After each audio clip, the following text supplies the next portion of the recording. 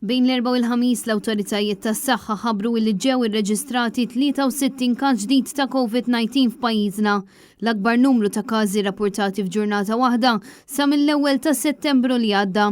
Dan fil-waqt li fiqu 25 persuna oħra biex bekk it-total ta' każi attivi żdied tal-473. Fl-aħħar sigħat reġgħu żdiedu l-każi attivi fl-Isptar kif bħalissa hemm 16 il-pazjent rikoverat f'Mater Dei pożittivi għal COVID-19 bi-3 minnhom jinsabu fit-taqsima tal-kura intensiva jingħataw assistenza għal sintomi li qed jesperjenzaw kawża tal-virus. Minkejja dan fortunatament ma tħabbret l-ebda mewta biex iċ-ċifra ta' dawk li sfaw vittmi ta' dan il-virus beqgħet dik ta' 462.